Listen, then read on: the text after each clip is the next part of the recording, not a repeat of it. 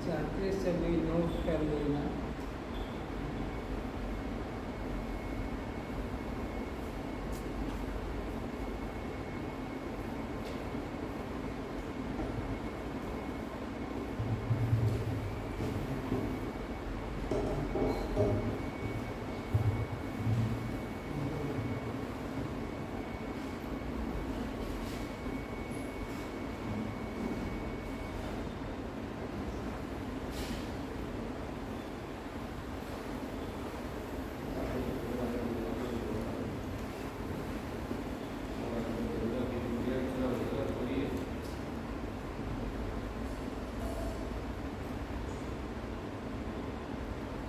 छोटे बच्चे को आगे बिठाओ, देख नहीं पाता है।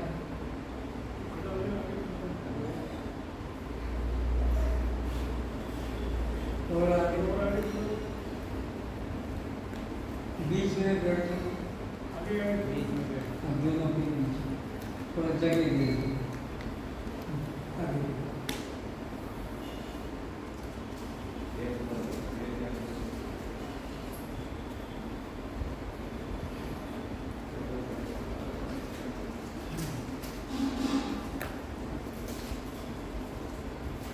हाथ जोड़े, गुरु वंदना करें।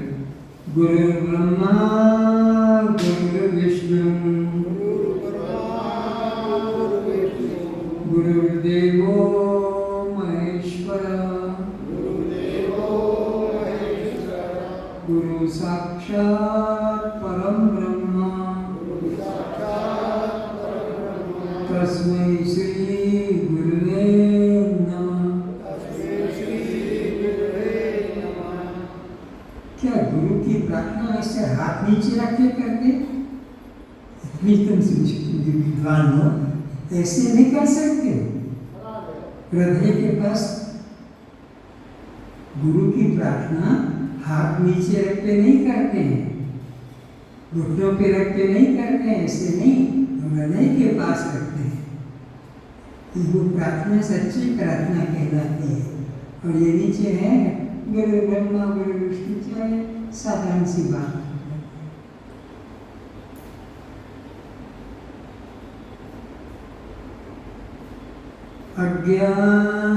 अज्ञानतिमिरान्धस्य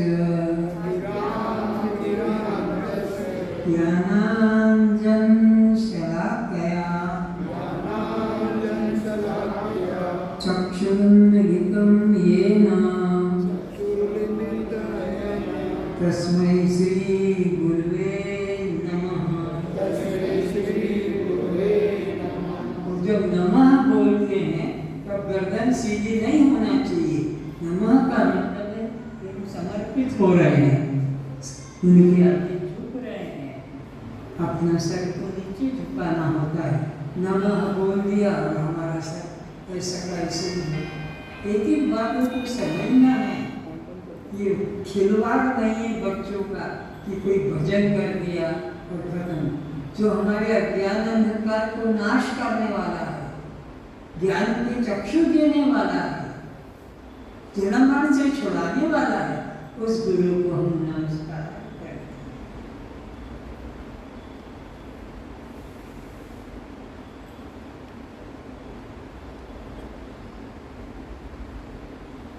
असतो मा सद्गमय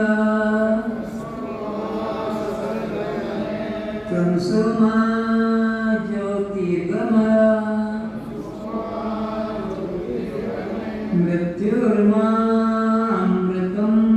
गमय। हे गुरुदेव, आप में अज्ञान से निकालकर, अंधविश्वासों से निकालकर, मताग्रहों से निकालकर, परमात्मा के सत्य स्वरूप में निष्ठा जगाने की कृपा करें। आप हमें भेद बुद्धि से निकालकर अखंड परमात्मा का सोहम रूप से ज्ञान कराने की कृपा करें। आप हमें देह भाव से निकालकर देह से पृथक मैं दृष्टा साक्षी आत्मा हूँ, इस अमृत स्वरूप का अनुभव कराने की कृपा करें। ओम शांति शांति शांति। ओम शांति शांति शांति। कस्त्वं कस्त्वं तो क्या आप जड़ हैं? तो आप क्या दृश्य हैं? तो आप क्या अनात्मा हैं? तो आप शव हैं? तो आप क्या प्रकाश हैं?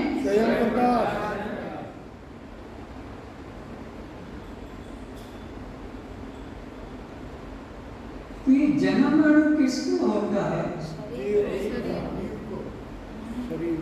ये भूख प्यास किसको लगती है? कि सुख दुख किसको होता है? मन को। और बंध मोक्ष किसको होता है? जीव को। आप जीव है कि जीव के साक्षी है? साक्षी है। आप जीव नहीं है, जीव के साक्षी है। आप भूख नहीं है, भूख प्यास के दृष्टा है। ठीक है। श्रोताओं के रूप में उपस्थित सभी दिव्य पुण्यात्माओं के चरणों में मेरा नमस्कार।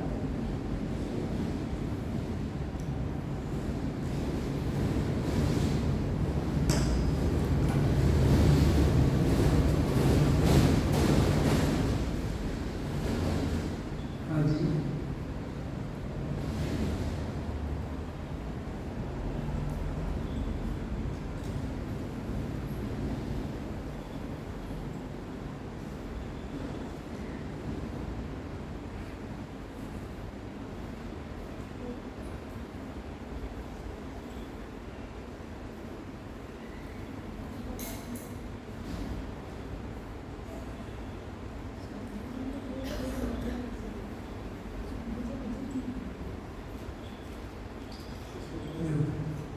शुरू करो।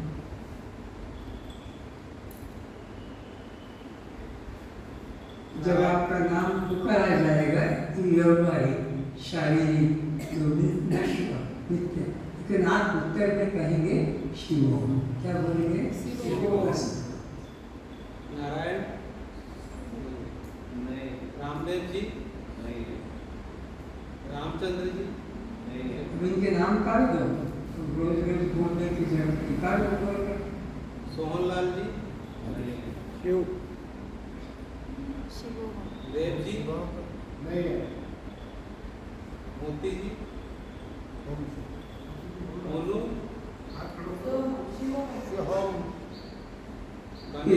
दो व्यक्ति ने हाथ पे उठाया, बच्चे ने हाथ पे उठाया, इधर पे उठाया। मोनू और कौन है? कोई है? दो है क्या? नाम लिखो। एक भी कर दो, ए और बी, बच्चे वाला एक, बड़े वाला बी। रमेश जी, ओम प्रकाश,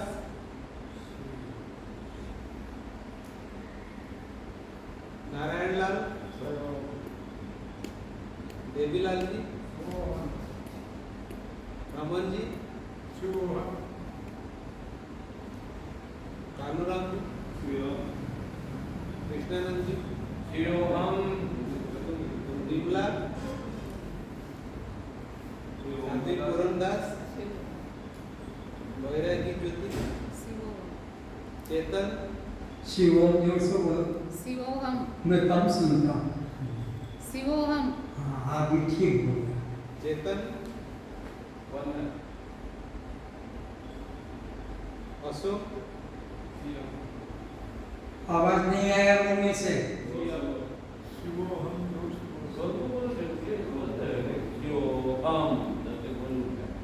सोहनलाल,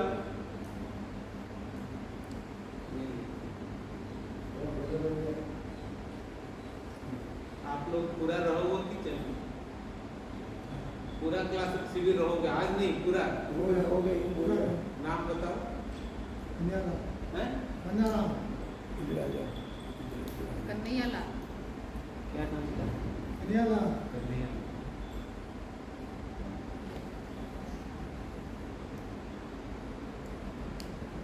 और एक कन्हैयालाल जी है, आप देखना। तो आपको कन्हैयालाल भी बताएंगे, वो पहले थे। आपका नाम सावनलाल एक ये भी है। आपका लक्षानंद जी महाराज अच्छा, आप रहोगे पूरा ना कि आज ही चले जाओगे? आज तो नहीं जाऊंगा। पूरा जब तक शिविर रहेगा पूरा रहोगे? कोशिश करूंगा। अच्छा, क्या नाम बताया आपने?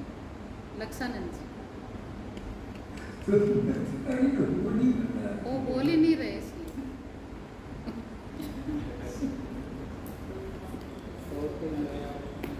आप बताओ। पीछे चले जाओ।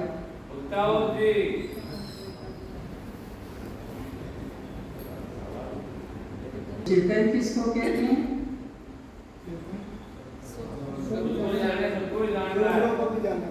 सबको जानता है, सबको पहचानता है, और उसको कोई जानता पहचानता नहीं, उसे चेतन कहते हैं। समझ में आ रहा? तो अपने में बताओ कौन जड़ है कौन चेतन है?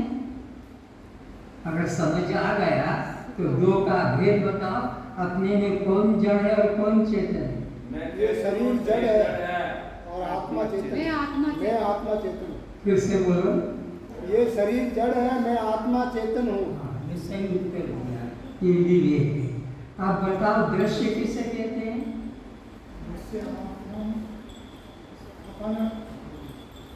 और बताओ जिसको मालूम है। जो देखने में आता वो सब दृश्य है। जो कुछ दिखाई पड़ता है उसे दृश्य कहते हैं। उसे क्या बोलते हैं? दृश्य। तो दृष्टा किसे कहेंगे? देखने वाला। बोलो बच्चे। देखने वाला जो सबको देखता है पर उसे कोई देखता बोलो। मैंने जितना बोला तुम बोलो। जो सबको देखता है पर उसको कोई नहीं देखता, उसे दृष्टा कहते हैं। अच्छा, तो अपने में विवेक जगाओ कि कौन दृष्टा है कौन दृश्य है। कोई बोले पीछे से हाथ उठा के कि दृश्य कौन है दृष्टा कौन है, अपने में बताओ, दोनों ढूंढ के। मैं दृष्टा हूँ, शरीर दृश्य है। कि एक कृष्णानंद जी ने बताया, बाकी लोग सब क्या नींद में सोए? रोज 4 दिन 5 दिन से सुन रहे हैं और इतनी बात समझ में नहीं आई तो ये ब्रह्म ज्ञान हवा में निकल के जाएगा। क्या होगा इस ब्रह्म ज्ञान आत्म ज्ञान का लाभ? कान में आवाज घुस गई, बुद्धि में तो तत्व नहीं गया तो सब बेकार हो गया। ये बात बुद्धि में बैठाना है। तो शव किसे कहते हैं? शव शव इस जो शरीर को कहते निष्क्रिय हैं। हो, जो निर्जीव है, जो निर्जीव हो, निष्प्राण है, और निष्क्रिय है, उस तत्व को शव कहते हैं। जैसे शरीर, जैसे तो शिव किसे कहेंगे? सजीव हो, सक्रिय सजीव हो, सप्राण हो, सक्रिय हो, उस तत्व को शिव कहते हैं।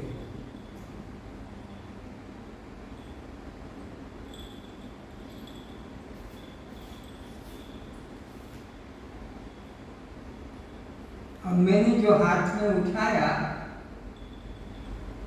इसको हम शव कहेंगे कि शिव कहेंगे? बोलो। शव कहेंगे। शव क्यों कहेंगे? ये निर्जीव है। पानी पिएगा, फल खाएगा, बात सुनेगा, उत्तर देगा, हाथ से छोड़ दूंगा तो उठ बैठेगा, शव। लेकिन तुम अपने को शव मानोगे कि शिव? बोलो। शिव मानेंगे। तो शिव दो है कि एक है? तो तुम पानी जो लेकर चढ़ाते हो,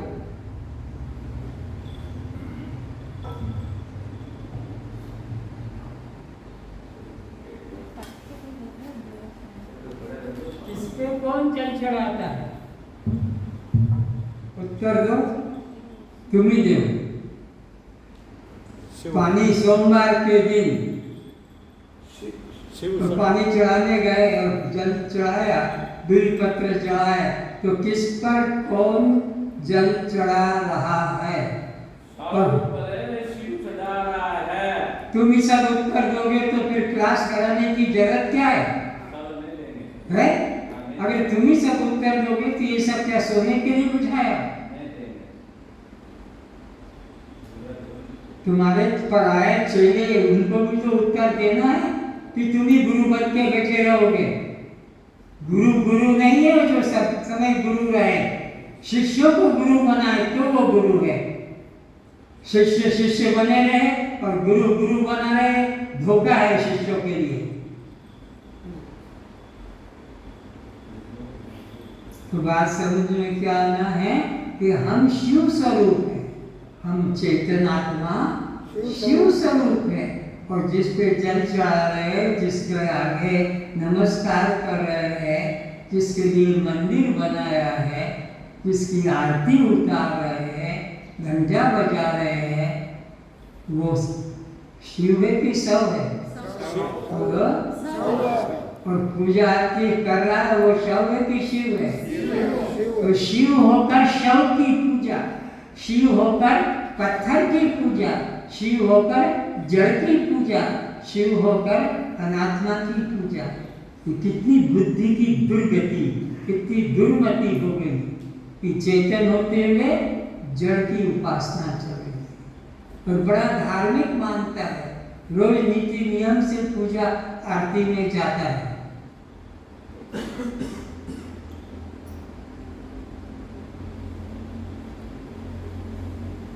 तो आप आत्मा के लक्षण बताए कोई? लक्षण से मालूम पड़ेगा कि यह समझ रहा है। खाली बता दोगे मुंह से कि मैं आत्मा, तो रटा हुआ तोता काम नहीं आएगा। बोलो। आत्मा कटती नहीं, जलती नहीं। ठीक है, इसके लक्षण बताए कि जो शस्त्र से कटता नहीं, अग्नि से जलता नहीं, पानी से और पवन से, उसका नाम क्या है? उसका नाम क्या है? कस्त्वम, वो तुम ही हो। वो कोई मंदिर वाला, स्वर्ग वाला, वैकुंठ वाला, तीर्थ वाला मत समझना, वो तुम स्वयं ही हो।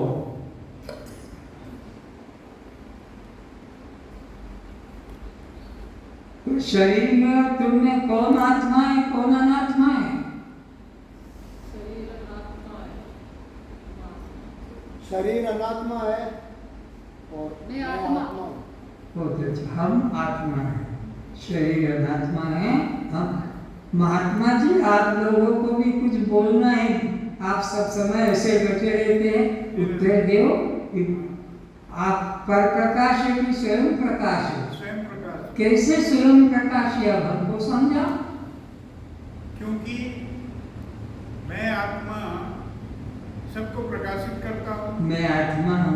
तो सबको प्रकाशित करता हूँ, पर मुझे कोई प्रकाशित, इसलिए मैं स्वयं प्रकाश। स्वयं प्रकाश सूर्य को नहीं कहेंगे, चंद्रमा को भी नहीं कहेंगे, तारे नक्षत्र को भी नहीं कहेंगे, दिन रात को भी नहीं कहेंगे, सर्दी गर्मी को भी नहीं कहेंगे। हम यानी मैं यानी आत्मा स्वयं प्रकाश। सूर्य को उदय अस्त को मैं जानता हूँ, चंद्रमा के उदय अस्त को मैं जानता हूँ, बिजली तारों को, दिन रात को, गर्मी सर्दी को, तो जो सबको जानता है पर उसे कोई, वो है स्वयं प्रकाश आत्मा, और वो है तुम्हारा स्वरूप। महात्मा जी बताओ, कब सोते हैं आप? मैं कभी नहीं सोता हूँ। मैं कभी नहीं सोता। आपका नाम क्या है? रमणानंद। मरोगे, बचोगे नहीं? मैं कभी सोता नहीं, तो जमुनानंद तुम हो? आदमी का नाम है। तुम जमुनानंद हो? ये तो दृश्य शरीर का नाम बता दिया। तुम कौन हो? मैं दृष्टा, दृष्टा, साक्षी, आत्मा। आत्मा। तो तुम कब जगोगे? जब अपने को जाने। तुम कब जगोगे? जब अपने को जानेंगे तब। जब अपने को कितना सही सटीक उत्तर दिया। जब तक अपने को नहीं जानते हो इस चमड़े को, तब तक हम सब चमार हैं। जब तक देह को मैं करके जानोगे, देह के नाम को अपना नाम मानोगे, देह के जाति को अपनी जाति मानोगे, देह के आश्रम को अपना आश्रम मानोगे, देह की अवस्था जवान बालक बूढ़ा अपनी मानोगे, जन्म मरण, तब तक सब चमार है, क्योंकि देह का। इसीलिए रामायण में कहा, मोह निशा सब सोवनहारा, सब सो रहे। तो हमको सोता रहना कि जागना है? तो जागेंगे कब? जब देह को अपना मानेंगे कि देह से अपने को अलग जानेंगे? देह से अपने को अलग जानेंगे। जिसकी जन्म तिथि मालूम है, बता दो हाथ उठा के जल्दी से। जन्म तिथि, birthday, happy birthday to you बहुत मनाते हो, लेकिन यहाँ बताने में लज्जा आ रही है। इस विद्यालय में, हाँ, कौन बता रहा है? मैं अनादि हूँ, मेरा जन्म न हुआ। मेरा कोई जन्म, तो जन्मदिन भी मेरा, जन्मदिन मेरा नहीं है। जन्मदिन किसका है? तुम शरीर हो कि आत्मा हो? आत्मा का कभी जन्म,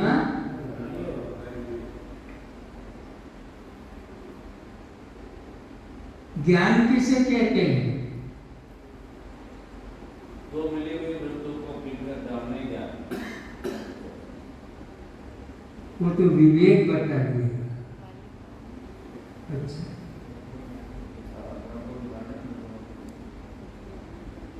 स्वयं को जानना ही ज्ञान है। हाँ, आत्मा को स्वयं को जानना ही ज्ञान है।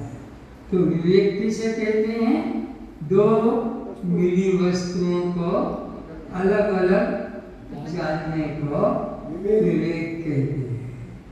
अब सत्संग किसे कहते हैं? जिसको सत्य की पहचान हो जाए वो सत्संग है। ढोलक बजाना, मंजीरा बजाना, हारमोनियम बजाना, तबला बजाना, कीर्तन करना, ये सत्संग नहीं है। सत्य की जहाँ अनुभूति हो जाए, सत्य हमसे भिन्न अलग न रहे, सत्य की मैं रूप में, सत्य की आत्मा रूप में जहाँ बोध जग जाता है, उसको कहते हैं सत्संग। तो ये सत्संग किसका फल है? विवेक का। सत्संग किसका फल है? बिनु सत्संग विवेक न होई। और एक किसकी कृपा का फल है? राम कृपा बिना सुलभ न सोई। तो जिनको सत्संग मिला, जितने बैठे हैं, उन पर राम की कृपा वर्षा हो गई। ना तो वो कृपा ना होती तो यहाँ आकर बैठते यहीं रहकर इसी घर में भी नहीं बैठते हैं। अगर राम की कृपा ना होगी तो वो और कहीं अपने काम में लग जाएंगे और किसी काम में चले जाएंगे, लेकिन सत्संग में उनकी रुचि नहीं, क्योंकि राम की कृपा जब होती है तभी सत्संग मिलता है, और जब सत्संग मिलता है तभी विवेक जगता है। देखो श्रवण की परिभाषा, श्रवण किसे कहते हैं? वेदों के महावाक्यों का, वेदों के महावाक्यों का तात्पर्य से, वेदों के महावाक्यों का तात्पर्य से निश्चय करने को श्रवण कहते हैं। वेदों के महावाक्यों का तात्पर्य से निश्चय करने को श्रवण कहते हैं। जो शिक्षित है और फिर भी नहीं लिख रहे हैं, ये विद्या, ब्रह्म विद्या का अपमान है, महापाप है। विद्या नाम अध्यात्म विद्या, स्कूल की विद्या खूब शौक से पढ़ते हैं, मास्टर लगा के पढ़ते हैं, प्राइवेट ट्यूशन करते हैं, परीक्षा में पास होना है, नंबर लाना है, हाई स्कूल होना है, कॉलेज प्रवेश करना, संसार की विद्या जो पेट भरने की विद्या है। पशु भी चराने वाला, पशु चराने वाला भी पेट भर लेता है, खेत में काम करने वाला भी पेट भर लेता है, नौकरी करने वाला भी पेट भर लेता है। तुम इंजीनियर बनकर भी पेट ही भरोगे और क्या करोगे? मकान बना लोगे और क्या करोगे? इसलिए शिक्षित व्यक्ति को ब्रह्म विद्या के प्रति उदासीन नहीं होना चाहिए कि मैं सुन लूँगा और मेरा काम हो जाएगा। तो वेदों के महावाक्यों का तात्पर्य से निश्चय करने को श्रवण कहते हैं। तो अब श्रवण का फल मनन लिखो। मनन किसे कहते हैं? मनन अभेद की साधक, भेद की बाधक, अभेद की साधक, भेद की बाधक युक्तियों के द्वारा, अभेद की साधक, भेद की बाधक युक्तियों के द्वारा, युक्तियों के द्वारा अद्वैतीय ब्रह्म का, अद्वैतीय ब्रह्म का सोहम रूप से, अद्वैतीय ब्रह्म का सोहम रूप से चिंतन करने को मनन कहते हैं। अभेद की साधक, भेद की बाधक युक्तियों के द्वारा अद्वैतीय ब्रह्म का सोहम रूप से चिंतन करने को मनन कहते हैं। अब देखो निधिध्यासन, श्रवण के बाद मनन होता है और मनन के बाद निधिध्यासन होता है। ये वेदांत का क्रम है।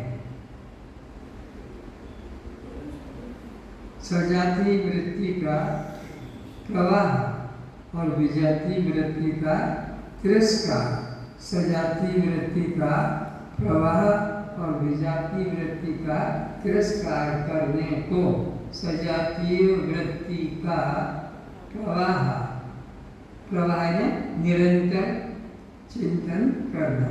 सजातीय वृत्ति का प्रवाह और विजातीय वृत्ति यानी मैं देह हूँ, स्त्री हूँ, पुरुष, इसका तिरस्कार, विजातीय वृत्ति का तिरस्कार, परमात्मा अलग है, मैं अलग हूँ, इस तरह का जो विजातीय वृत्ति उसका तिरस्कार करने को निधिध्यासन कहते हैं। अब नोट करो, प्रत्येक जीव में 3 दोष हैं, मल, विक्षेप, आवरण। प्रत्येक जीव में 3 दोष हैं, मल, विक्षेप और आवरण। मल, विक्षेप और आवरण। मल, विक्षेप, आवरण। अब मल दोष किसको कहते हैं? मन की मलिनता, काम, क्रोध, लोभ, मोह, इसी में तो फंसा है कि मन की मलिनता है, मल दोष है। मन की मलिनता, काम, क्रोध, लोभ, मोह, अशुद्ध आहार, मांस मछली खाना, अंडे खाना, शराब पीना, गुटखा पुलिया खाना, बीड़ी सिगरेट पीना, ये सब मल दोष वाले के लक्षण है। दूसरों का धन चुराना,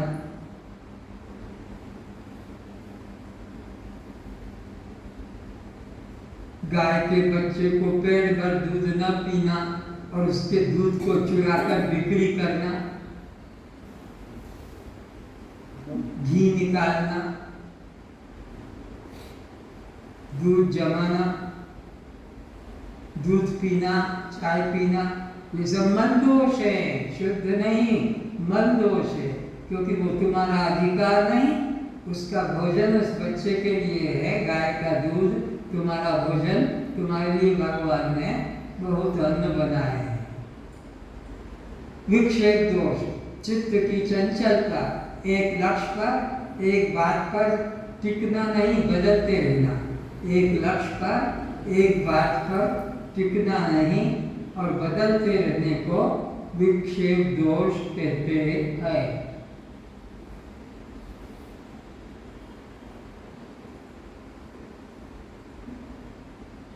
विक्षेप दोष किसे कहेंगे? एक लक्ष्य पर, एक ध्येय पर, एक काम में मन को स्थिर न करके बार बार अपने ध्येय को, लक्ष्य को, काम को बदलते रहने को विक्षेप दोष कहते हैं।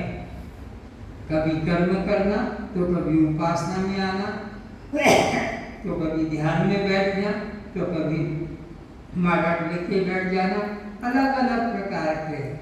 कहीं किसी एक साधन में मन स्थिर न होना।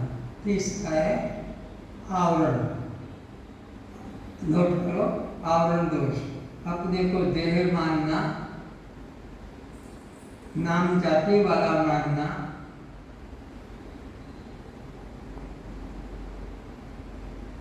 आश्रम वाला मानना, नाम रूप जाति आश्रम संबंध अपने को मानना, मेरा बाप, मेरा बेटा, मेरा पोता, मेरा पति, मेरी पत्नी, ये सब संबंध, मेरा मित्र, मेरा मकान, ये सब अनात्मा है। तो अनात्माकार वृत्ति से हटाकर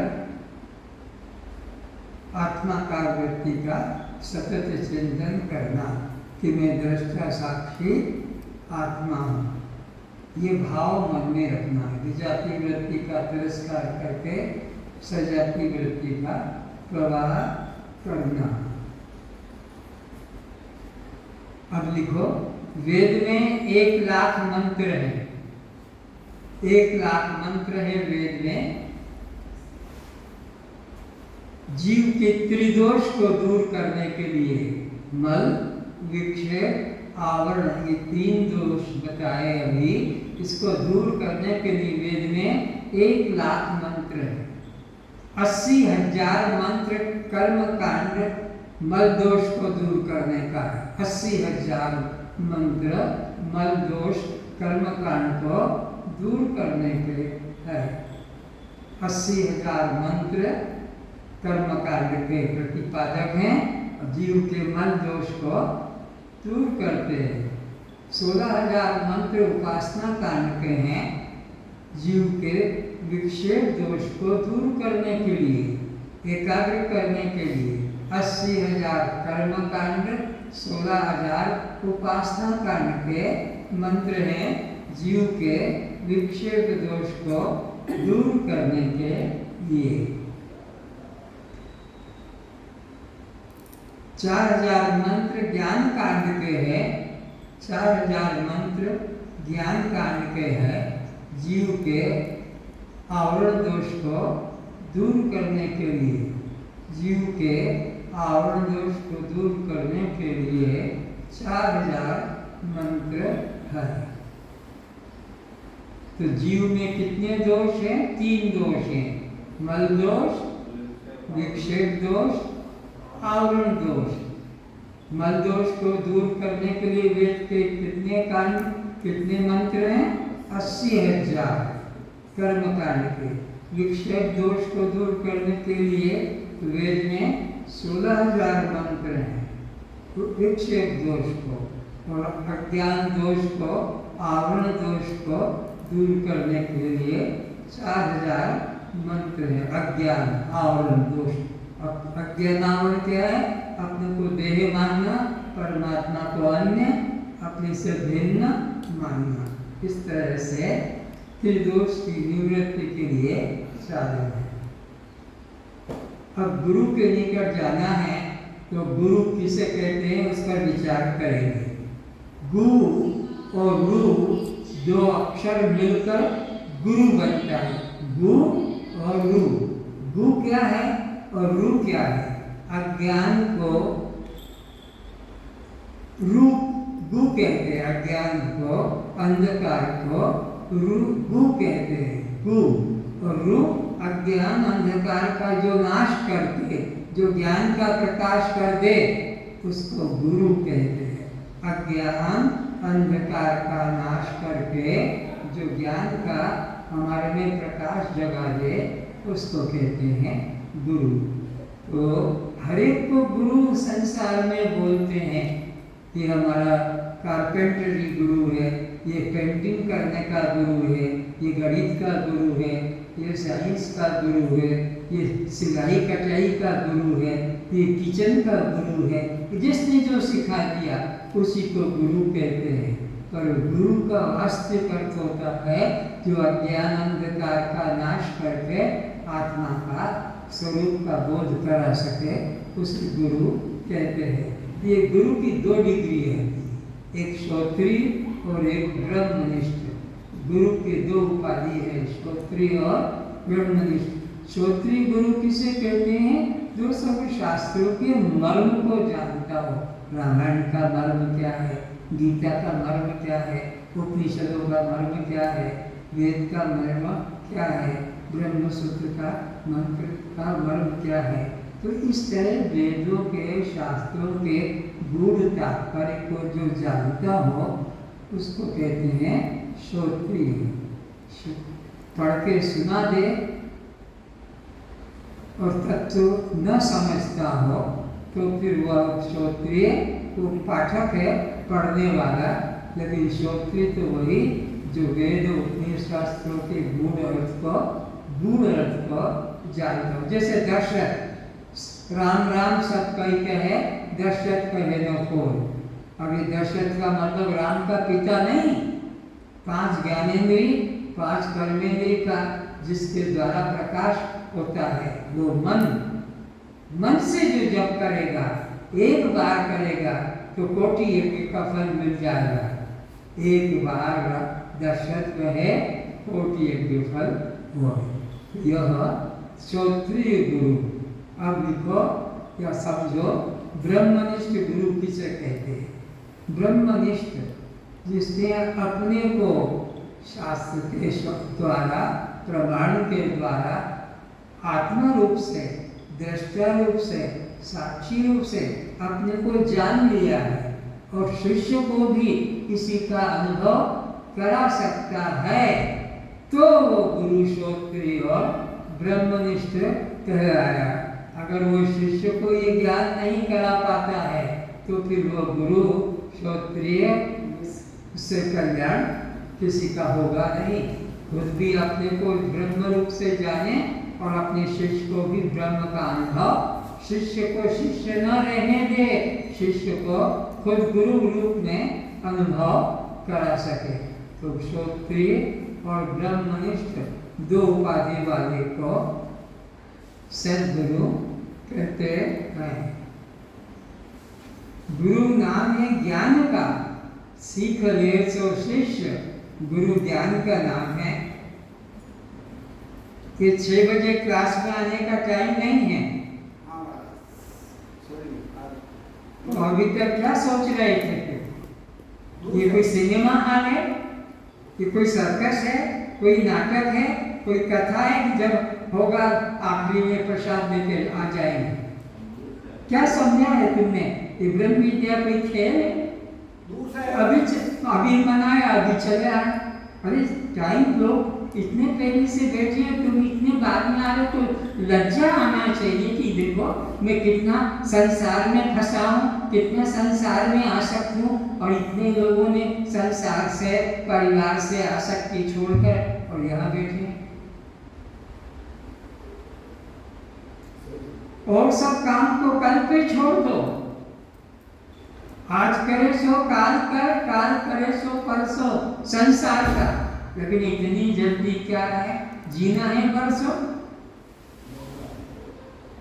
लेकिन सत्संग में काल करे सो आज कर, और आज करे सो अब। क्यों?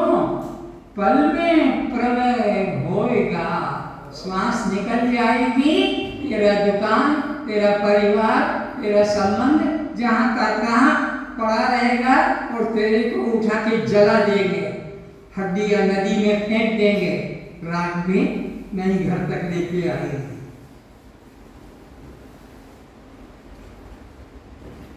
तो कहने का अर्थ है कि गुरु श्रोत्रिय और ब्रह्मनिष्ठ होना चाहिए। गुरु के आगे प्रार्थना करते हैं, असतो मा सद्गमय तमसो मा ज्योतिर्गमय मृत्युर्मा अमृतम गमय। कितनी प्रार्थना की है? बोलो। अस्तो मा सद्गमय तमसो मा ज्योतिर्गमय और मृत्युर्मा। प्रार्थना कितनी की? गुरु को 6 काम करना तुम्हारे लिए। तुमने गुरु से 3 प्रार्थना की, गुरु को तुम्हारे साथ 6 काम करना पड़ता है। आपको के कौन से 6? असत से तो निकालने के लिए प्रयास करना पड़ेगा। जड़ क्या है, चेतन क्या है, दृश्य क्या है, अनात्मा क्या है, तो पहले तो वो असत से निकालेगा, क्योंकि बर्तन खाली होगा तभी उसमें कोई चीज समा सकेगी। पानी का भरा ग्लास दूध डाल सकोगे? पहले पानी को निकालना होगा। तो इसी तरह तुम्हारे मन में जो ये संसार मिथ्या आसक्त है, उसको वहां से खींचना होगा, हटाना होगा। इसीलिए गुरु डांटता है।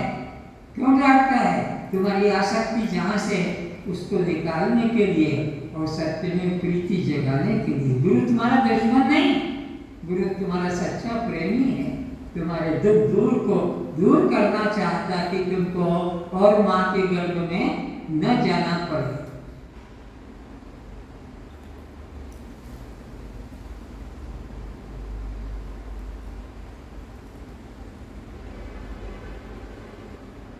दशरथ जी ने राम से कहा, अब मैं बूढ़ा हो गया हूं, मैं कब तक राज्य करूंगा? अब ये राज्य को तुम संभालो और मुझे छुट्टी दिला दो। लेकिन उसके पहले तुम बाहर जाओ, हर देश में हर राजाओं से मिलो, हर तीर्थ में जाओ, पुजारियों से मिलो और वहाँ की धर्म संस्कृति को पहचानो, राज्य की राजनीति को समझो, सैनिकों के पास जाकर युद्ध नीति को समझो और फिर आओ मेरे राज्य को तुम संभालो। अगर तुमको मैं ऐसे ही बिठा दूंगा तो तुम राजनीति जब नहीं जानोगे तो गलत करोगे, बदनाम कर दोगे। तो इसलिए पहले अपने मित्रों को भी साथ ले जाओ, मंत्री को भी साथ ले जाओ, कुछ सैनिक अपने साथ लेके चलो, खाने पीने की व्यवस्था लेके चलो। राम जी अपने मंत्री को, अपने कुछ सैनिकों को और मित्रों को लेकर हर कभी उड़ीसा, तो कभी गुजरात, तो कभी पंजाब, तो कभी सिंध, तो कभी बंगाल जाते हैं, तो कभी बद्रीनाथ, तो कभी हरिद्वार, तो कभी अयोध्या। ऐसे जाके सब जगह से शिक्षा लेते लेते कहीं यज्ञ करते हैं, कहीं पूजा करते हैं, कहीं जल चढ़ाते हैं, जहाँ जहाँ जैसा पद्धति देखा। राम 6 महीने बाद वापिस आए। ध्यान से सुनना। और सीधे कमरे में घुस गए। न पिता को, न माता को, न विश्वामित्र को, न वशिष्ठ को, कोई से बात नहीं। अंदर बैठ गए। माँ गई, बेटा क्या हो गया तुझे, बोलता क्यों नहीं? तेरी क्या इच्छा है? तू भिखारी का बेटा नहीं है, राजा का बेटा है। जो चाहेगा अभी हो जाएगा, एक नहीं 10 शादी हो जाएगी तेरी। बाप भी कहता है बेटा बोलो, तुम कुछ ये राज्य को तुमको चलाना है, मैं और कब तक राज्य करूँगा? मेरे को भी तो अपना कल्याण करना है। क्या इसी संसार में बाप बनकर, दादा बनकर, नाना बनकर इसी में फंसा रहूँगा? मेरे को भी तो अपना कल्याण करना है। तो क्या इच्छा है? कोई जवाब नहीं। विश्वामित्र जी को भेजा, तुम पता करो। विश्वामित्र ने भी वही माँ की तरह, बाप की तरह सब पूछा, पर कोई उत्तर नहीं दिया। थक गया विश्वामित्र और उठकर चला गया।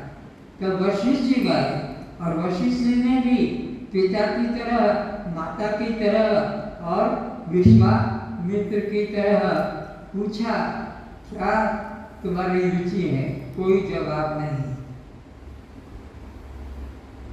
एक उत्तर दिया जाते जाते कि मैं मरने के पहले आत्मा को जानना चाहता। राम जी वशिष्ठ जी को उत्तर देते हैं कि मैं मरने के पहले आत्मा को जानना चाहता हूँ। मैं नहीं चाहता हूँ कि किसी माँ के गर्भ में 9 महीने रहकर उसको दुख पहुँचाऊँ, क्योंकि बच्चा गर्भ में रहता है तो माँ को दुख होता है। खाना पीना सोना सब कुछ कष्ट है। ये तुम नहीं जान सकते, क्योंकि तुम पुरुष हो। तुम तो खाली बस बीज डालना जानते हो, बाकी तो किसान को संभालना पड़ता है। ऐसे माँ भी किसान की तरह बच्चे को संभालती है। तो मैं मरने के पहले आत्मा को जानना चाहता हूँ। वशिष्ठ जी को बहुत खुशी हुई कि धन्य है, इसने मानव जीवन को सार्थक बनाने का विचार, मानव जीवन पाकर आत्मा को जानने का विचार न जगा। शादी कर ली पत्नी से और बच्चा पैदा कर लिया, बच्चे का बच्चा पैदा कर लिया, उसको स्कूल कॉलेज भेज दिया, उसकी शादी करा दी, उसको दुकान धंधा करा दिया। बाप सोचता मेरा उद्धार। तुम्हारा उद्धार नहीं होगा, तुम भी दुर्गति पाओगे और बच्चे का भी दुर्गति का मार्ग बना दिया। तुम्हारा उद्धार तो तभी होगा जब खुद अपना कल्याण करो और अपने बच्चों को भी कल्याण के मार्ग पर चला सको, तो फिर तुम्हारा उद्धार है। नहीं तो बच्चे कोई चोर बनेगा, कोई बेईमान बनेगा, कोई दुष्ट बनेगा, कोई गंजेड़ी भगड़ी बन जाएगा, कोई वेश्यागामी बन जाएगा।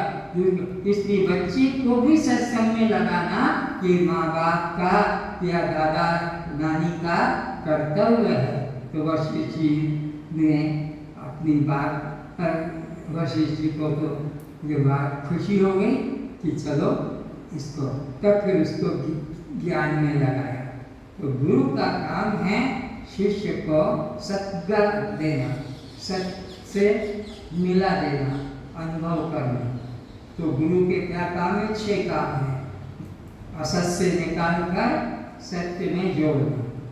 1, इसलिए जड़ और चेतन का भेद रोज पूछता हूँ, दृश्य दृष्टा का भेद रोज पूछता हूँ, अनात्मा आत्मा का भेद रोज पूछता हूँ, शव शिव का भेद रोज पूछता, ताकि तुम्हारा अनात्मा से मन हट जाए, दृश्य से मन हट जाए, शव से मन हट जाए, कर प्रकाश से मन हट जाए और सच्चिदानंद आत्मस्वरूप में मन जुड़ जाए। तब जानना कि हमने सत्संग किया। तो सत्य से मिलाना। दूसरी प्रार्थना है तमसो मां ज्योतिर्गमय, हमें अज्ञान से निकालो। अज्ञान क्या है?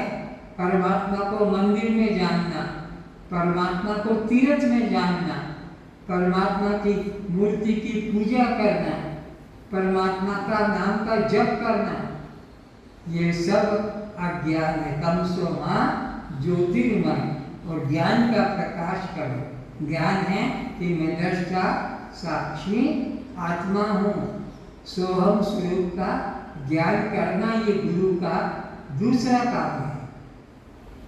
तमसो महा ज्योतिर्गमय, ये 4 काम हो गए। असत से निकालो, सत्य में दोगाओ और अज्ञान से निकालकर ज्ञान में जोड़ो। तीसरा है मृत्युर्मा अमृतम गमय। ये जो शिष्य के मन में है कि मैं जन्मा हूँ और मैं मरूंगा, जन्मना और मरना ये सब तो भ्रम है। तो गुरु का काम क्या है? उसको जन्म मरण के भ्रांति से, जन्म मरण की अपने प्रति जो भ्रांति हो गई है, जबकि जन्म मरण मेरा नहीं, जन्म मरण तो शरीर का है। तो शरीर के जन्म मरण को, जाति बंधु को, शरीर के आश्रम को, ये ब्रह्मचारी, ये गृहस्थी, ये वानप्रस्थी, ये सन्यासी, ये आत्मा में एक भी नहीं जुड़ेगा। ये सब चारों के चारों इसमें ब्राह्मण, क्षत्रिय, वैश्य, शूद्र आत्मा में एक भी नहीं जुड़ेगा। ये सब शरीर में जुड़ते हैं। 4 आश्रम, 4 जाति और ये 3 अवस्था, जागृत, स्वप्न, सुषुप्ति, आत्मा में एक भी नहीं जुड़ेंगे। आत्मा में न जागृत है, न स्वप्न है, न सुषुप्ति है। आत्मा तीनों से न्यारा है। इसी तरह आत्मा को 5 कोशों से अलग कराना। 5 कोशों में न मैं अन्नमय कोश हूँ, न मैं प्राणमय कोश हूँ, न मैं मनोमय कोश हूँ, न मैं विज्ञानमय कोश हूँ, न मैं आनंदमय कोश हूँ। 5 कोशों से इसकी चर्चा आगे करेंगे। अभी तो बस इतना ध्यान लो कि 5 कोशों से आपको अलग करते अनुभव कराता है और अंधकार से निकालकर प्रकाश में लाता है और जन्म मरण से निकालकर अमृत आत्मा में दृष्टा साक्षी आत्मा में इस भाव में जड़, ये गुरु का काम है। 6 प्रकार के काम गुरु करता है। शिष्य ठीक दोष लेकर जाता है, शिष्य और प्रार्थना करता है। शिष्य भी 3 प्रकार के होते हैं, उत्तम शिष्य, मध्यम शिष्य, अधम शिष्य। उत्तम शिष्य गुरु की आज्ञा मिलने के पहले ही गुरु की प्रसन्नता के लिए जो काम करता है उसको उत्तम शिष्य कहते हैं। गुरु कहना ना पड़े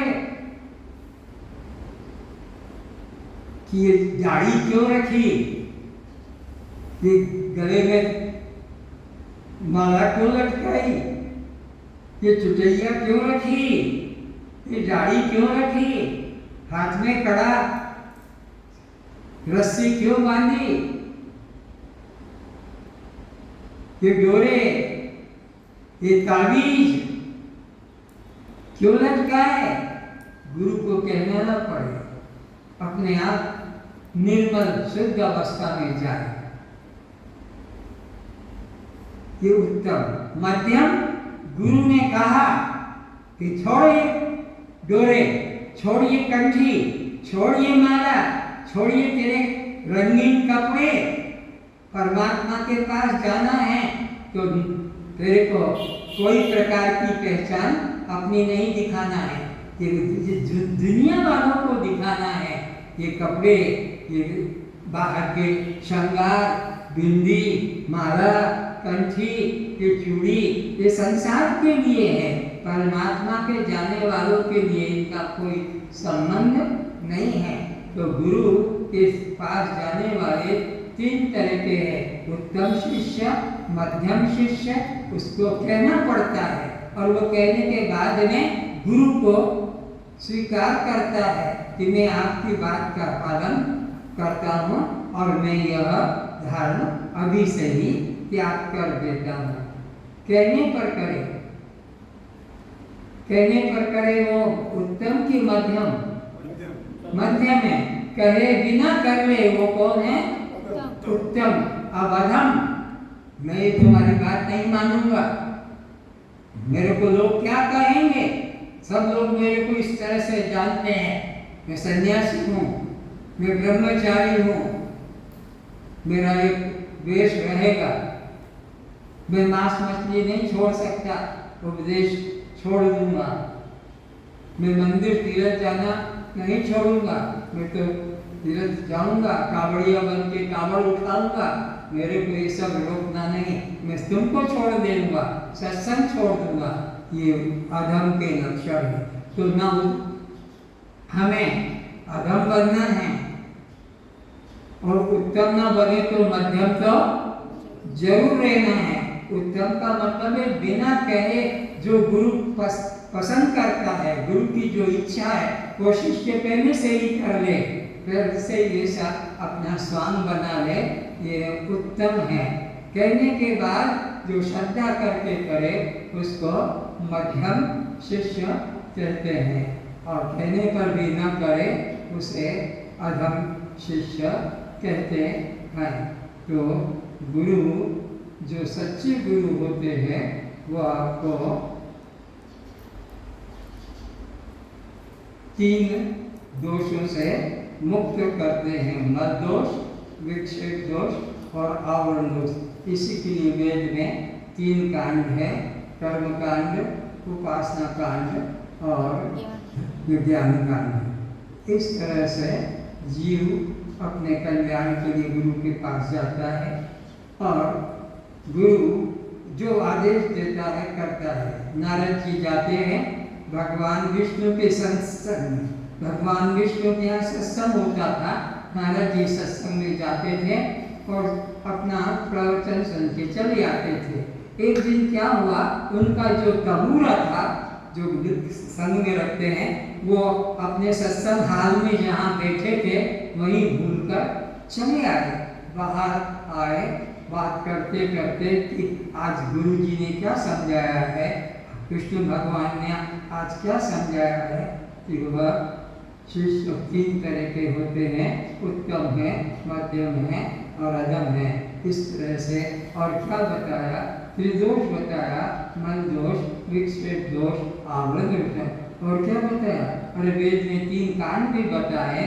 3 कांड में मल का जो है कर्म कांड, उपासना कांड, ज्ञान कांड। और याद है, अरे मेरा तबूरा वो तो मैं वहीं भूल आया, भागा भागा आ गया और देखा कि दरवाजा बंद हो गया, सत्संग हाल का दरवाजा बंद, खिड़की खुली थी तो खिड़की में से देखा कि तंबूरा रखा है, वहां पर लक्ष्मी जी गोबर का लेपन कर रहे हैं। गोबर का लेपन, जो गाय का जो गोबर होता है, मल होता है, उसको लोग अपने घरों में लेपन करते हैं, उससे शुद्ध मानते हैं, उसको शुद्धि का साधन। घरों में भी एक बर्तन में थोड़ा सा गोबर रख लेते हैं और कोई अगर अतिथि घर में भोजन करने आया, भोजन करके चला गया तो गोबर को ऐसे छिड़क के और पोछा मार देते हैं। गांव में अभी भी प्रथा है, कोई भी व्यक्ति भोजन करता है क्योंकि सब मिट्टी के उनके घर होते हैं, गोबर लेपन होता है, साफ कर देते हैं। तो देखा कि मैं जहाँ बैठा हूँ वहाँ गोबर का लेपन हो रहा और कहीं पर भी नहीं, सब जगह खाली। तो लक्ष्मी से तो पूछे कैसे, शर्म आई कि क्या बात है, मैं जहाँ बैठा था गोबर का लेपन क्यों? भगवान विष्णु विश्राम कर रहे थे और चला गया कमरे में। बोले भगवान मेरे मन में संशय, अरे तू सीधा चलाया, अभी मैं प्रवचन के आया हूँ, मेरे को भी तो आराम चाहिए, अभी तू मेरी खोपड़ी पे आ गया, अब जो पूछना कल पूछना। नहीं प्रभु, मेरे को नींद नहीं आएगी। अरे ऐसी तो मैंने कोई खराब बात नहीं की जो तेरे को नींद नहीं आएगी। बोले महाराज लक्ष्मी जी सब जगह गोबर नहीं करके जहाँ मैं बैठा हूँ उसी जगह गोबर लेपन कर रही, खुरच खुरच कर। भगवान ने कहा हम अपने घर में गड्ढा खोदे, तेरे बाप का क्या जाता है, हाँ? तेरे को क्या परेशानी? कोई और कहीं नहीं किया, मेरी जगह क्यों किया ये बताओ। तो सुनेगा?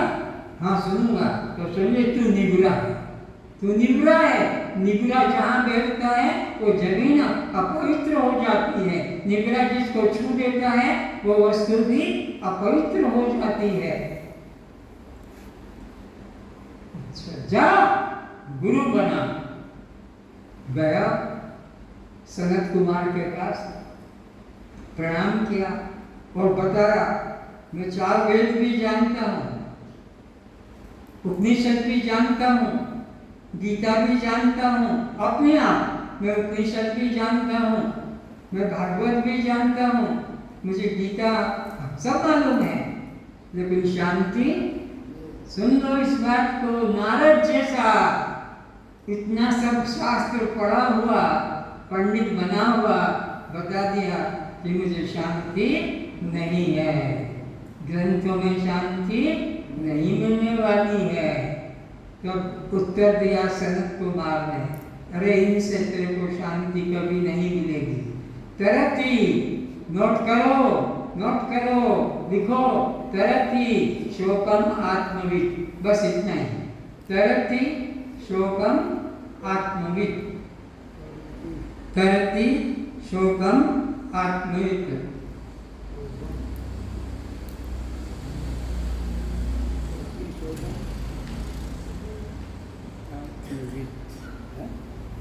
तरति शोकम आत्मा वित।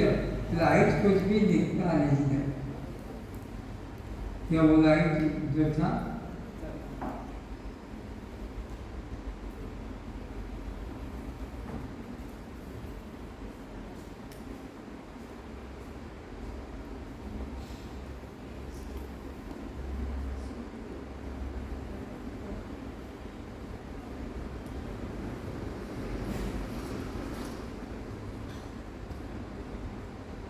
आत्मा को जानने वाला ही अर्थ उसका है, तरति शोकम आत्मविद। तो आत्मा को मैं रूप में, तत्वविद आत्मा को मैं रूप में जानने वाले का ही शांति को प्राप्त करता है। तरति शोकम, शोक के सागर से, दुख के सागर से, जन्म मरण के चिंतन से, तरति शोकम आत्मविद, वह आत्मा को जानता है। यहाँ पर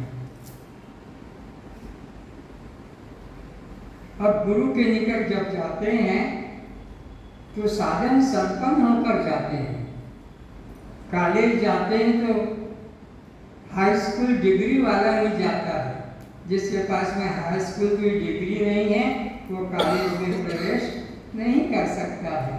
तो गुरु के पास जाना है तो शिष्य के पास में साधन होना चाहिए। बिना साधन संपन्न किए गुरु शिष्य को विद्या प्रदान नहीं करता है।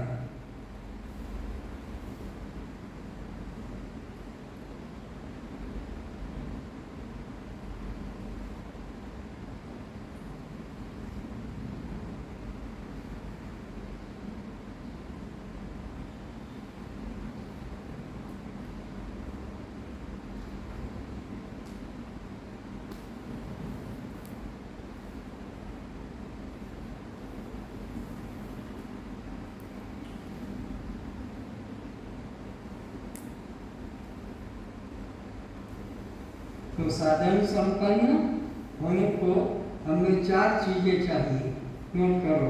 विवेक, वैराग्य, विवेक। जब तक विवेक नहीं होगा, विवेक के बाद वैराग्य न होगा, सब संपत्ति नहीं होगी। विवेक, वैराग्य, सब संपत्ति। सब संपत्ति में 6 चीजें हैं, नोट करो।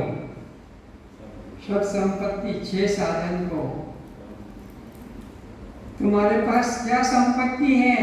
शादी ब्याह करते हो, मकान बनाते हो, कुछ वस्तु खरीदते हो, तो तुम्हारे पास में, मेरे पास गाड़ी है, मेरे पास में हाथी है, मेरे पास घोड़े हैं, मेरे बैंक में रुपया है, मेरा मकान है, मेरे पास इतना सोना है। पर परमात्मा के तरफ जाने में ये संपत्ति काम नहीं आती है, एक भी काम नहीं आएगा, न गाड़ी, न घोड़ा, न मकान, न परिवार। सब संपत्ति में 6 चीजें। शम, नोट करो। दम, शम, दम।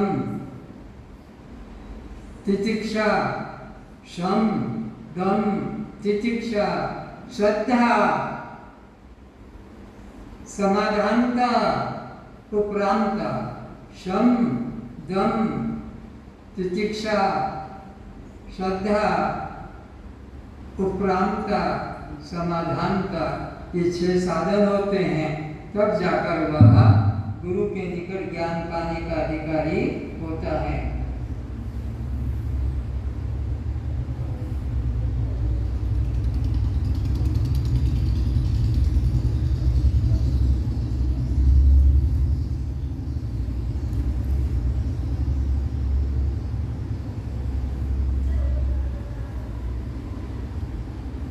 अब शम क्या है?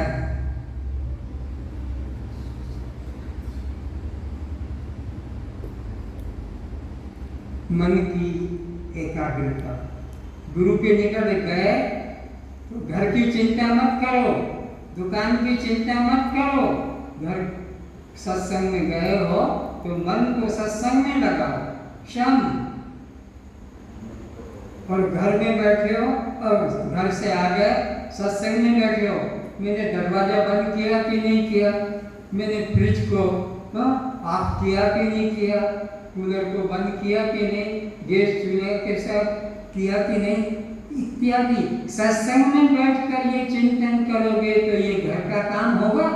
जब तक घर नहीं जाओगे तब तक ये सब कोई काम तुम्हारा वैसा का वैसा ही रहेगा। तो सत्संग में आ गए और जब जाएंगे जो होगा जैसा होगा तब देखेंगे। पर अभी हम बैठ के कि मैंने तो यह नल बंद नहीं किया था तो मैंने तो ऐसा खुला छोड़ दिया था, तो कल्याण नहीं होगा। मन ही सत्संग में नहीं। तो शम के बाद दम, वहाँ पहुँच गए तो वहाँ मुख में कोई तुलसी, सुपारी, गुटखा, वहाँ बैठकर कोई चीज खाना, वहाँ बैठकर मोबाइल रखना और सुनना, ये सब अपराध है। सत्संग में बैठ गए तो मोबाइल को लेकर कभी मत जाना। वहाँ बैठ गए तो मुख में पान, बीड़ी कुछ भी ना होना चाहिए। सत्संग में बैठे हैं पीछे और बीड़ी भुनक रहे हैं, सड़क सिगरेट पी रहे हैं, मोबाइल से बात हो रही है पीछे बैठ कर, इनका कल्याण नहीं होगा। दम, इंद्रियों पर अपना कंट्रोल होना चाहिए, मन उच्छृंखल नहीं होना चाहिए। तो शम भी चाहिए, दम भी चाहिए। और तितिक्षा, सर्दी हो तो भी टाइम पे जाना है, गर्मी हो तो भी जाना है, पैर के जूता फट गया तो भी कोई बात नहीं, कपड़े पे प्रेस नहीं है तो भी कोई बात नहीं, जाना है सत्संग में। और तुम सब काम करके फिर बचा टाइम तो 6, सवा 6 बजे आकर बैठ गए। वे महात्मा नहीं है, वे बिजनेसमैन है। 8 बजे आओ, 7 बजे आओ, उनको तो आखिरी दिन अपना हिसाब लगाना है कि 100, 200, 500, 1000 भेंट आएगी, मेरा काम बनेगा, पटरी बांध के चल दूंगा। सच्चा संदेह पैसा भी नहीं रहता है। ये पैसे का बिजनेस नहीं है, ये वस्तु का नहीं। तुमने सोचा कि गुरु को दक्षिणा देना है तो दे देंगे जाके, और सुनने का नहीं। तो श्रम भी चाहिए, दम भी चाहिए, तितिक्षा भी चाहिए, श्रद्धा। नंबर 4 में गुरु के पास जाते हो तो गुरु को साधारण व्यक्ति मत मानो, साक्षात परम ब्रह्म, वह साकार रूप से परम ब्रह्म है।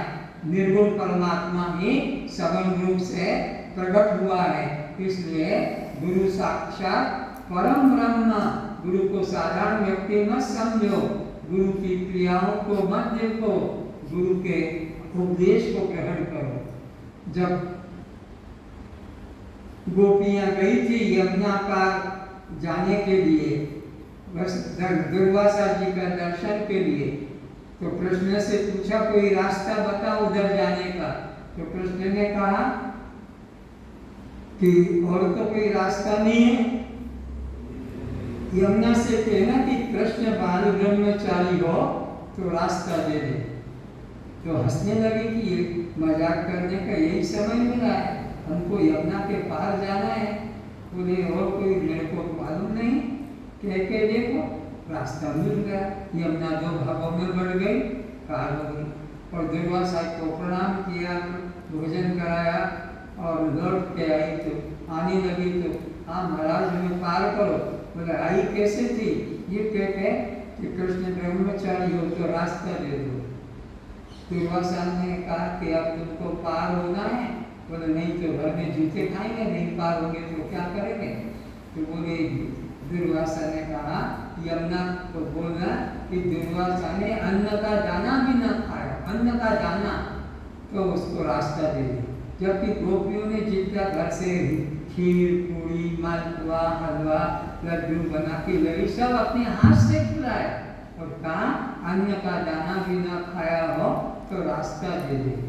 सोचा वो तो गपोड़ी कृष्ण, तो ये दादा गपोड़ी, वो कहता गालगुन में चारी, जबकि 8 पटरानियां हैं, 16,108 गोपियों से रासलीला चल रही है और इधर सब कुछ खा लिया, बच्चों के लिए प्रसाद भी नहीं छोड़ा और बोलता है कि अन्न का दाना।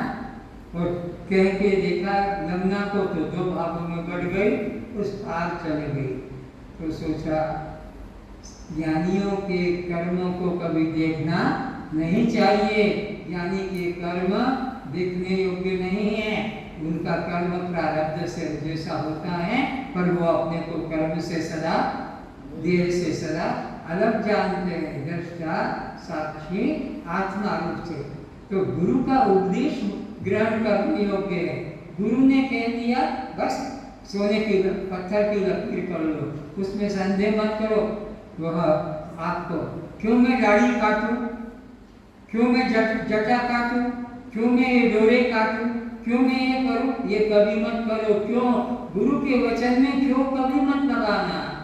अरे डॉक्टर के वचन में भी तुमको डॉक्टर की क्रियाओं को नहीं देखते हो, डॉक्टर के पास जाते हो तो अपना पूरा शरीर डॉक्टर नंगा कर देता है और अंग अंगों को दबा दबा के और उसको रोग को पता लगाता है, काटता है, चीरता है, जोड़ता है, नट बोल्ट लगाता है, स्टील की रॉड लगाता है और तुमको स्वस्थ करता है।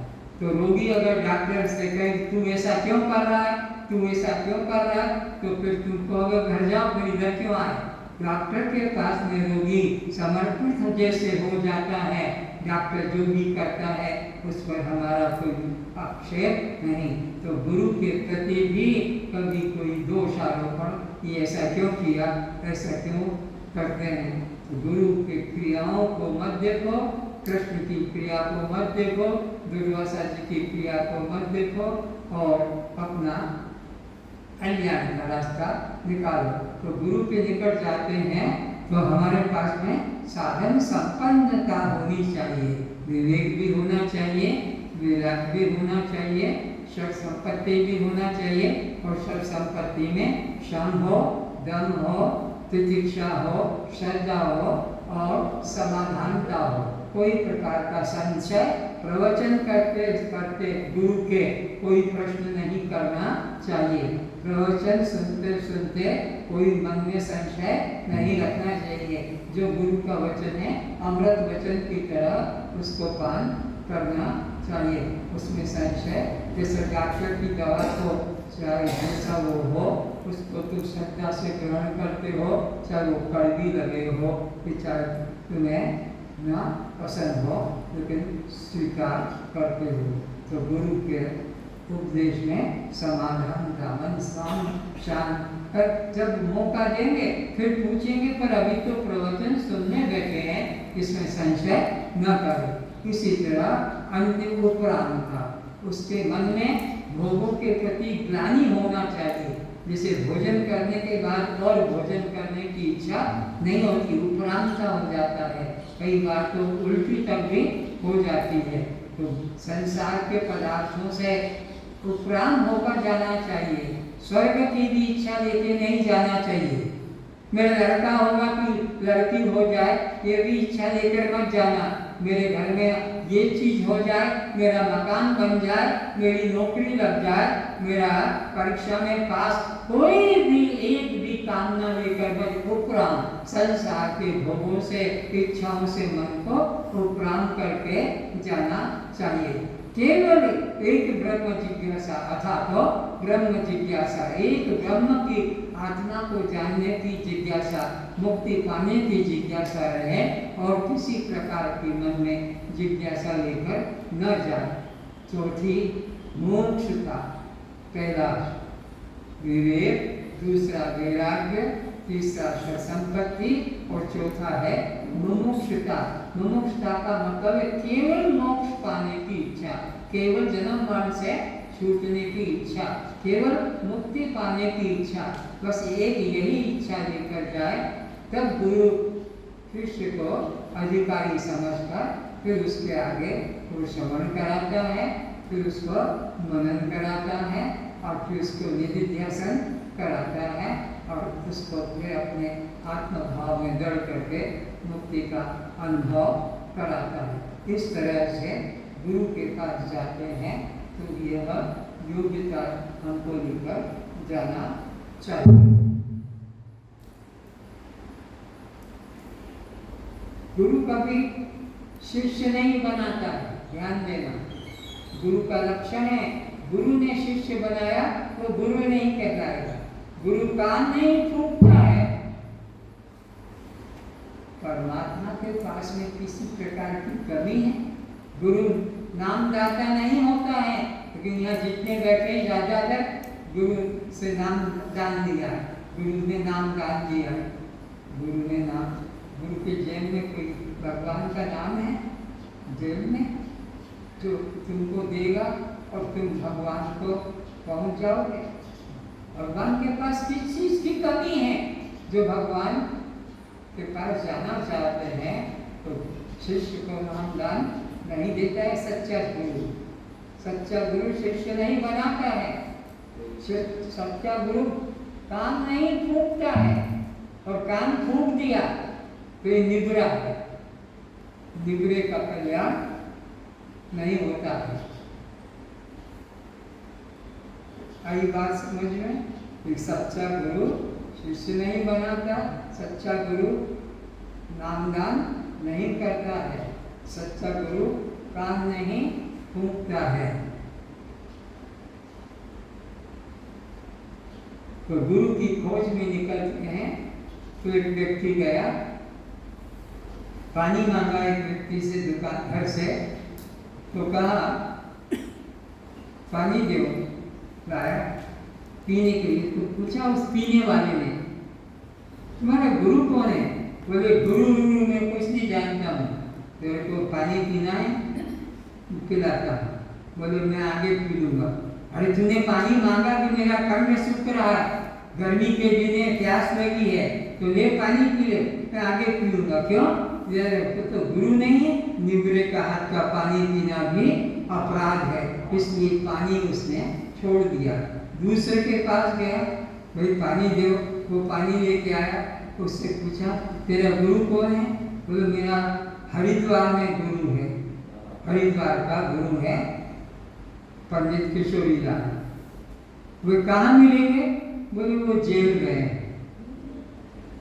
वो जेल गए किस लिए? रेप केस में, चोरी के केस में। चोरी का माल उनके आश्रम में मिल गया, अंदर गए।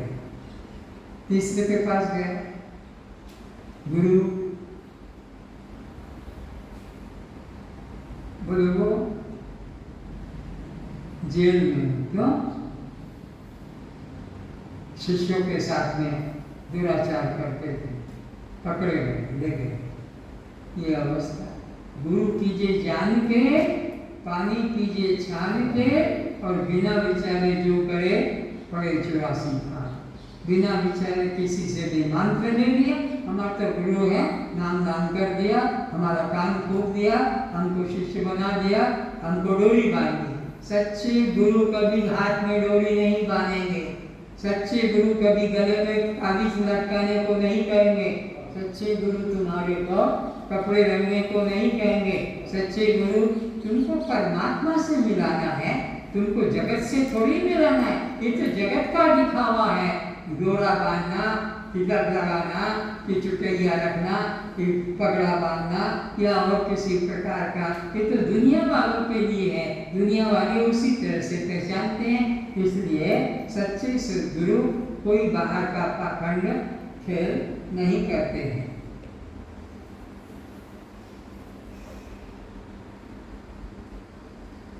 तो नाम गुरु कभी नाम दान नहीं करते हैं, क्योंकि नाम हमेशा नामी के साथ होता है। ये क्या चीज है? बोलो। ग्लास। क्या है? तो ये ग्लास तुम्हारे पास है और नाम दुकान वाले के पास है। बोलो कि जहाँ वस्तु है वहीं उसका नाम है। जहाँ वस्तु वही उसका नाम। जहाँ वस्तु है वहीं उसका नाम है। अब ये बोतल, इसके साथ ही ये नाम है।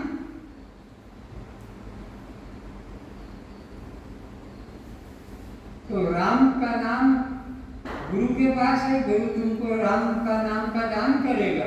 तब राम अभी तक बिना नाम के थे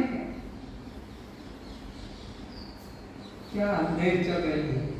अरे नाम जपते जपते तुमने जीवन व्यतीत कर दिया और मर गए, और नामी को जाना नहीं। ये नाम किसका है? राम। ओम नाम किसका है? ये सोहम नाम किसका है? सोहम सोहम सोहम बार बार सोहम करते रहते हैं और अपने को जन्मने वाला मानते हैं, अपने को गांव वाला मानते हैं, अपने को खेती वाला मानते हैं, अपने को पति वाला पत्नी वाला मानते हैं, अपने को बेटा बेटी मानते हैं। और जब चल रहा सोहम सोहम शिवम शिवम अहम ब्रह्मास्मि अयम आत्मा ब्रह्म प्रज्ञानम ब्रह्म। ये पागलपन है करो। जिसका नाम है उसको नामी को तो पहचानो कि नामी कौन है, और नामी तुम खुद हो। पर तुमने तो अपने को शरीर मानकर नाम जप शुरू कर दिया। तो गुरु जो है नामी से मिलाता है, गुरु कभी नाम दान नहीं करता है।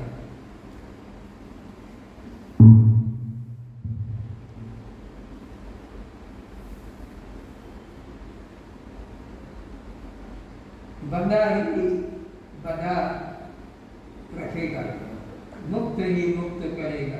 जो गुरु मुक्त है उसके पास जाओगे तो वो तुम्हें सब बंधन से मुक्त करेगा। और जो खुद गुरु बंधन से नहीं छूटा है, बाह्य चिन्हों से बाह्य लक्षणों से नहीं छूटा है, तो तुमको भी बाह्य लक्षणों में बांधेगा।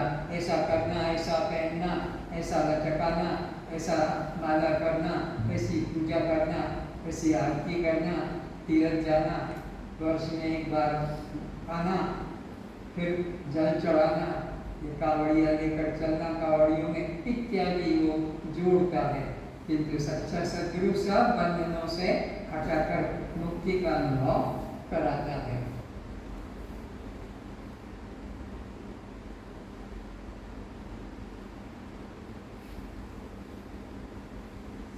भगवान विष्णु एक बार पार्वती और लक्ष्मी जी के पास पहुँचे। बोले लक्ष्मी, अब कई दिनों से सोच रहा था कि मेरे को तेरे से बात करना, पर मौका समय नहीं मिलता था। भक्त लोग खींचातानी करते थे, जब कर रहा है, कोई माला कर रहा है, कोई पूजा कर रहा है, तो मेरे को टाइम नहीं मिलता, इतनी देर बैठना पड़ता। आज टाइम मिला है। फिर एक बात विष्णु बता कि तेरे सर के ऊपर रगड़ कैसे पड़ी है? इससे लड़ाई झगड़ा हुआ कि तू कहीं गिर गई, चोट लगी? बोले तुम और पर ये बात मत पूछो। बोले मेरे को यही बताना। नहीं, ये बताऊंगा तो तुम्हें खराब लग जाएगा, क्योंकि तुम्हारी पत्नी हूँ ना, तो मैं ये बात बता दूंगा कि रगड़ क्यों लगी। बोले मेरे को कोई दुख नहीं लगेगा, तू बता सच सच क्यों रगड़ लगी। बोली जितने आते ना बाबा लोग, भगत लोग, त्यागी लोग जितने आते हैं, ये मेरे चरणों में रगड़ मारती